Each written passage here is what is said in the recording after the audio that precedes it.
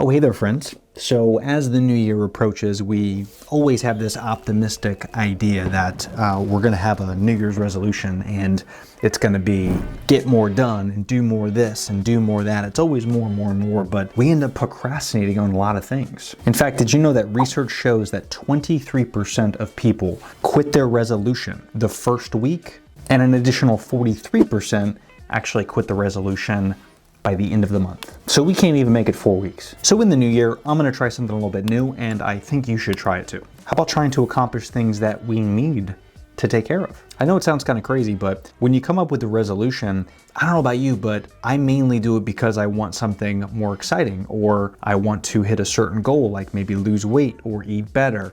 But these type of things, they're a little bit far-fetched. And usually with most of us having ADHD, we put a lot of these things off because we have so many tabs open in our brain. So in my opinion, the solution is not to create a resolution, but start with an execution. And that's an execution of things that we gotta take care of, whether that's things around your house, whether that's with work, but you gotta get these things done. So I went ahead and put together 20 things you should try to get shit done. This is gonna help you avoid procrastination. And then of course, once you button all this up, then maybe you can start a resolution. But until then, just take care of the shit you gotta take care of first. Number 1, set clear goals. So define what you want to achieve and break it down into smaller, manageable tasks. What I like to do is the time box method, which you could buy, that notebook on Amazon. And it really allows you to kind of break down things you need to do on an hourly basis. And then of course it allows you to kind of brain dump and put a bunch of things on paper that you got to get off your chest. But setting smaller manageable tasks is a great way to accomplish bigger tasks. Because believe it or not, when you start accomplishing these little things, it gives you more confidence to continue forward and do other things. Number 2, prioritize tasks. So you want to identify the most important and time-sensitive things. So for example, I host a podcast, but I'm also a content creator for various brands around the country. Those have deadlines, and that's the breadwinner of my business. The podcast is something that I make a little bit of money here and there, but it's mainly for fun. It's a hobby that eventually I want to turn into a large business. But for now, I kind of got to do the side hustle thing first. Prioritize everything based off the time that it needs to be completed in. Number 3, create a to-do list. So whether it's a post-it note or, like I said, the time box method, which I think is great, or even, a whiteboard. Whiteboards are great for me, at least, because I can write things down and it's something a little bit more tangible as opposed to putting it on my phone. You could do that type of thing, but unless you put a calendar reminder, sometimes we're not in the habit of checking our phone. And then once we are on our phone, what happens? We look at the Notes app, we say, oh, I gotta do this and that, but then while I'm at it, let me open up TikTok. So the more you can get away from your phone, I think personally, it helps me a lot more because then I don't procrastinate as much. Number 4, set a timer. So whether it's on your phone or I have the Alexa smart devices where you can set a timer, and that way if you have a certain task that you need to get done or a reminder, she'll go ahead and let you know. And again, this is just another great way to get away from your phone. In fact, there's a great method called the Pomodoro technique. It's 25 minutes of work, 5-minute break. 25 minutes of work, 5-minute break. And this way you're actually getting a lot of work done, but you're not burning yourself out. So maybe you can go outside, take a little walk, get away from your computer for a second, lay down, do some stretching. That 5-minute break is really gonna make a big difference.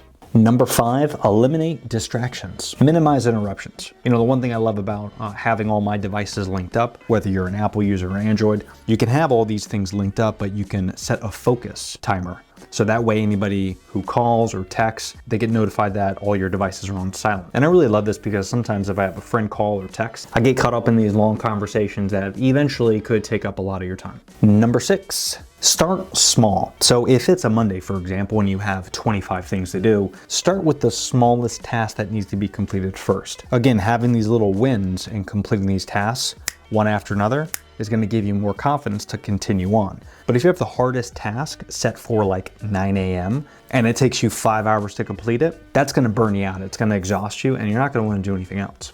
Number 7, break your tasks into steps. So for example, if you have a larger task, divide that task, if possible, into small sections. So for example, I have a podcast I'm going to post this weekend, and because there's so much to do in that podcast, from creating the channel art to uploading the episode, making a blog post, creating vertical clips, all that type of stuff is a very long process.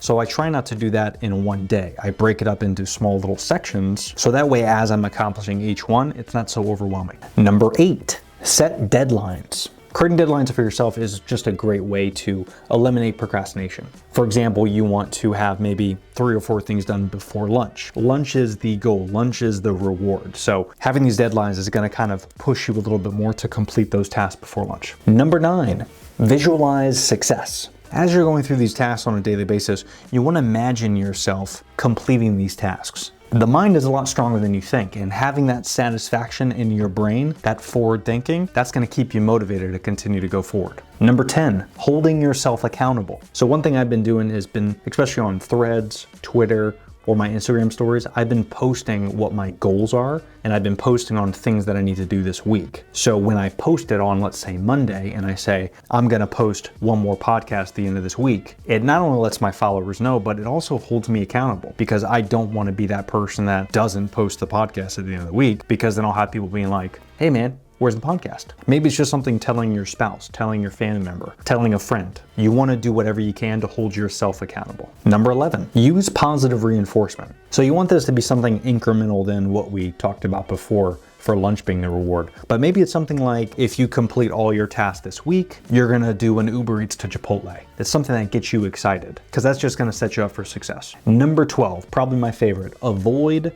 perfection. In my eyes, there's no such thing as perfection, but there is progression. So if you're not so hard on yourself about your video being perfect or your workflow being perfect, if you could just focus on those little wins and creating yourself little tasks, that's going to go a long way. Number 13, manage your energy. You should work during the most productive hours that's best for you. For example, I'm most productive in the morning. I wake up in the morning, I take my dog for a run, sometimes I work out, I do the cold plunge, sometimes I even do the sauna. That kind of gets my blood flowing. It gets my creative juices going. And then right after that, that's when I get the most work done. Of course, after I showered, that's when I get the most work done. Number 14, stay healthy. Easier said than done, I know, but you want to make sure you're getting enough sleep, you're eating well, you're exercising, you're maintaining a good physical and mental well-being. Again, not only is this going to help you accomplish your tasks efficiently, but it just should be good practice for you anyway. Because if your mind isn't right, your work isn't going to be right either.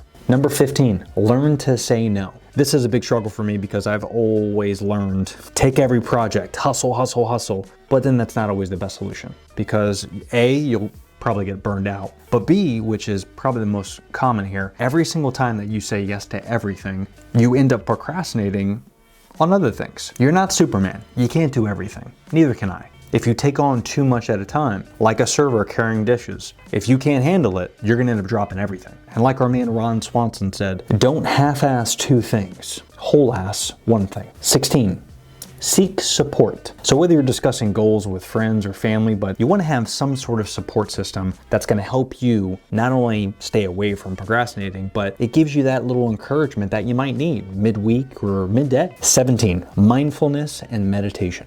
Something I struggle with, but trying to practice some sort of mindfulness techniques, whether that's breathing exercises, yoga, or again, if working out's your meditation, that's okay too, but something to kind of get you away from your devices a little bit so that we can kind of reconnect with yourself. 18, tracking your progress. I like to document everything. Sometimes I post it, sometimes I don't, but tracking your progress is important because if you can go back to where you were a year ago or 2 years ago or 3 years ago and look at where you're at now, you might forget that. So having a log of what you've accomplished so far sometimes gives you a little bit of a boost of energy and productivity that you might need. Number 19, use technology wisely. So of course there's some great task management tools, but also be very careful of those because again, similar to how your brain works, if you have too many tabs open, you're not gonna get anything done. So if you're working on Asana or Notion or Canva or all these different technology apps, it's sometimes a little bit too much and it's too overwhelming. Try to condense everything as much as you can so you're opening less apps. Not only is that going to save you time, but also it might even eliminate the chance of you forgetting a step. Less steps is always better in my opinion. Number 20, reflect on your goals. So whether you do that on a weekly or monthly basis, it's always good when you do set these little small goals to reflect back on it. That way you not only can get that little boost of confidence that you actually accomplish goals, but now you actually know what else you have to do. You know, when we have these 20 goals that we have to accomplish, looking back 2 weeks later, saying that you only have 10 goals now than having those 20 goals just kind of floating around in your head. But remember, overcoming procrastination is not an overnight thing. It's going to take practice and repetition. So it's going to take time. Be patient and just have fun with it. And hey, if you want to see more of my videos or podcasts, you could check those out here. And don't forget, hit that subscribe button too. See you later.